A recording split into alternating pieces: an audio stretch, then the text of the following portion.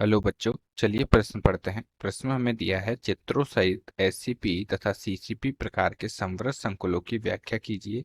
इन दोनों व्यवस्थाओं के मुख्य अंतरों को स्पष्ट कीजिए। तो आइए प्रश्न की मुख्य अवधारणा समझते हैं। मुख्य अवधारणा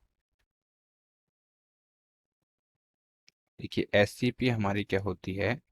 एससीपी होती है षटकोणीय षटकोणीय निविड़तम संकुलन। षटकोणीय निविड़तम संकुलन। पहले हम एससीपी को समझते हैं। तो एससीपी में हमारा क्या है कि प्रत्येक जो पहली परत में हमारा क्या होता है, एक परत में प्रत्येक अवयवी कण के चारों ओर कुल 6 रिक्तियां उपस्थित होती है। इसमें क्या है, पहली परत में पहली परत में एक अवयवी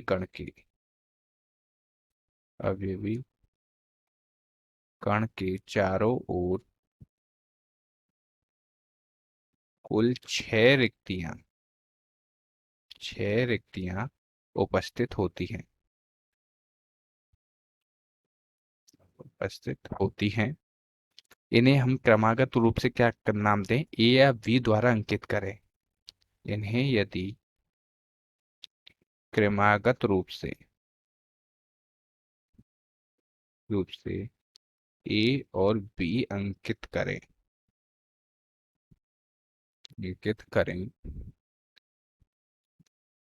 और दूसरी परत में अवयवी कणों को क्या है, ए रिक्तियों पर व्यवस्थित करें।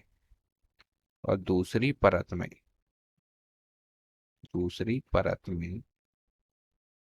अवयवी कणों को ए रिक्तियों पर व्यवस्थित करें।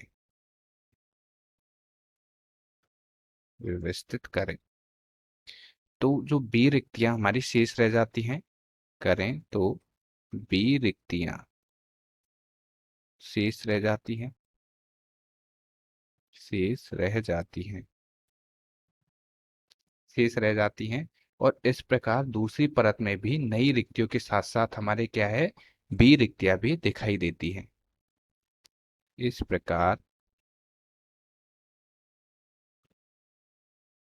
प्रकार बी रिक्तियां शेष रह जाती है हमारी।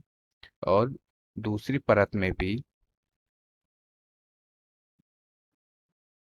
दूसरी परत में भी नई रिक्तियों के साथ साथ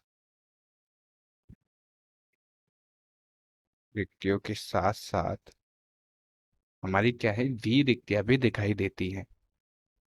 वी रिक्तियां भी दिखाई देती हैं दिखाई देती है। और यदि तीसरी परत में यदि हम क्या है, अवयवी कणों को नई रिक्तियों पर व्यवस्थित करें और बी रिक्तियों को खाली छोड़ दें, तो हमारी क्या है, ए जो परत पहली परत थी उसकी क्या होती है, पुनरावृत्ति होती है। तो तीसरी परत में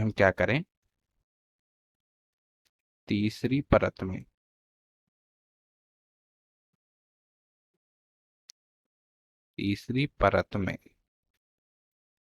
अवयवी कणों को अवयवी कणों को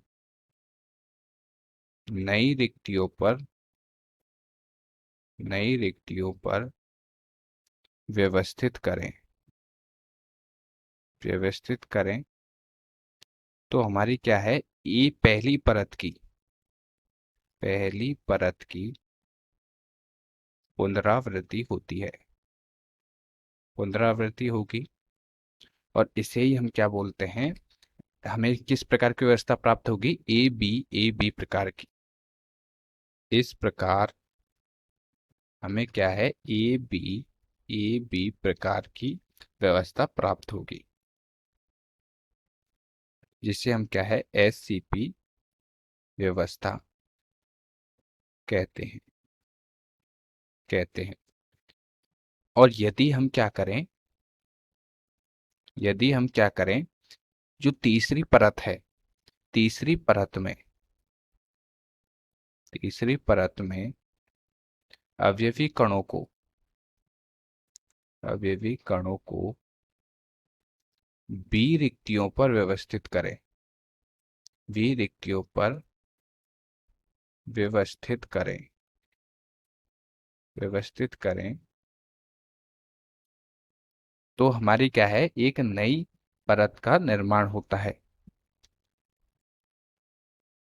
करें तो जो चौथी परत होगी, चौथी परत चौथी परत के अवयवी कण क्या है, प्रथम परत की पुनरावृत्ति करते हैं। चौथी परत के अवयवी कण प्रथम परत की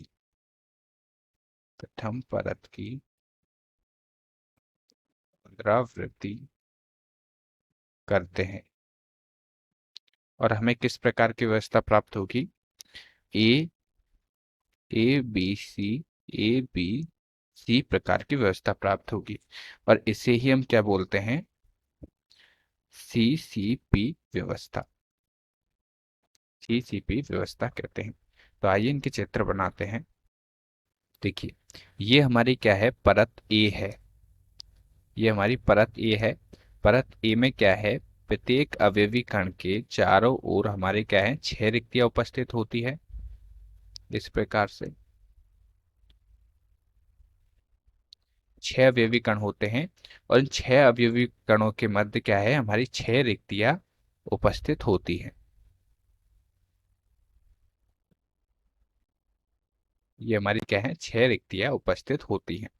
अब यदि हम इन्हें क्या है, ए और बी नाम अंकित करें और जो दूसरी परत में हम क्या है, ए रिक्तियों पर, ये हमारी क्या है, दूसरी परत है। अब इसमें हमारी क्या है, बी रिक्तियां तो दिखाई देंगी, लेकिन एक ये नई रिक्ति का निर्माण होता है। इस प्रकार से नई रिक्ति का निर्माण होगा। अब हम तीसरी परत में क्या करें कि अवयवी कणों को इस नई रिक्ति पर व्यवस्थित कर दें। अवयवी कणों को हम क्या कर दें, इस नई रिक्ति पर रखें। नई रिक्ति पर रखेंगे तो हमारी क्या है, जो ए परत थी उसी की क्या होती है, पुनरावृत्ति होती है। ए परत की पुनरावृत्ति होगी। ये हमारी क्या है, ये पहली परत है, इसे ए बी, और ये पुनः हमारी परत ए का निर्माण होगा और इसे ही हम क्या बोलते हैं, एस सी पी। और जो सीसीपी में हमारा क्या होता है, देखिए सीसीपी में हमारा क्या होता है, जैसे ये हमारी प्रथम परत है। अब प्रथम परत में हम क्या है, ए रिक्तियों पर कणों को व्यवस्थित करें। ये हमारी क्या है, ये रिक्ति है, इसमें कणों को व्यवस्थित करें। ये हमारी क्या है, दूसरी परत बनेगी। और दूसरी परत में हम क्या है, तीसरी परत में हम क्या करें, बी रिक्तियों पर जो बी रिक्तियां दिखाई देती हैं हमें उन पे व्यवस्थित करें। तो जो चौथी परत होगी, ये क्या है, ये तो हमें नई परत का निर्माण होगा, सी। और जो चौथी परत होगी वो ए परत की पुनरावृत्ति करेगी। ये हमारी ए है, ये बी और ये सी। तो ये हमारी क्या है, सीसीपी की संरचना। तो आशा करता हूँ आपको प्रश्न समझ में आया होगा। धन्यवाद।